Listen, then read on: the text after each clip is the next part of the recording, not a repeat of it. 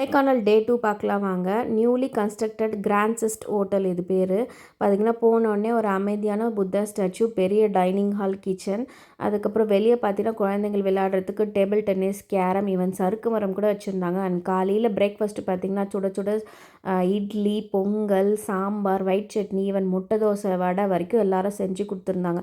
ரொம்ப டேஸ்டியாக இருந்துச்சு. அதுக்கப்புறம் பார்த்திங்கன்னா மத்தியானம் நாங்கள் அங்கே லன்ச் ஆர்டர் பண்ணல, மியூசியம் கிளம்பிட்டோம். சரின்னு சொல்லிட்டு 9 மணிக்கு மியூசியம் உள்ள என்ட்ரு ஆகும்போது பார்த்திங்கன்னா ஒரு அடர்ந்த காடு, அதுக்குள்ளே பார்த்திங்கன்னா லாஸ்ட்டில் வந்து மியூசியம் வச்சுருந்தாங்க.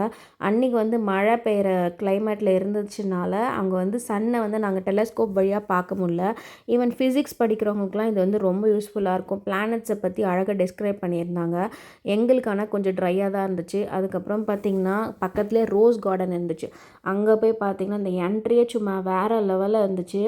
பார்த்திங்கன்னா அந்த ரோஸஸை டிஃப்ரெண்ட் டைப்ஸ் ஆஃப் ரோஸஸ் இருந்துச்சு. அதுவும் சாமந்தியில் பார்த்திங்கன்னா வெரைட்டி ஆஃப் சாமந்திஸ் நான் இது வரைக்கும் அந்த கலர்ஸில் பார்த்ததே இல்லை. ரொம்ப அழகாக டிஸ்கிரைப் பண்ணியிருந்தாங்க. நீட்டாக அதை மெயின்டைன் பண்ணியிருந்தாங்க. அதுதான் சூப்பராக இருந்துச்சு. பார்த்திங்கன்னா அதுக்கப்புறம் அங்கே வந்து காரப்பொரி ஒன்று சாப்பிடுங்க, செம்ம டேஸ்ட்டாக இருந்துச்சு. அப்புறமா பக்கத்தில் பார்த்திங்கன்னா பிரையன் பார்க் கிளம்பிட்டோம். பிரையன் பார்க்கில் பார்த்திங்கன்னா காலிஃப்ளவர் மாதிரியே ஒரு பூ அவ்வளோ அழகாக இருந்துச்சு. இந்த மாதிரி நான் எங்கேயுமே பார்க்கல. அப்புறமா அங்கேருந்து லன்ச் ஃபினிஷ் பண்ணிவிட்டு லேக் போயிட்டோம், போட்டிங் போயிட்டு அதுக்கப்புறம் பார்த்திங்கன்னா ஹார்ஸ் ரைடிங் போயிட்டு பக்கத்தில் ஒரு லேக் வியூ நல்லா இருந்துச்சு.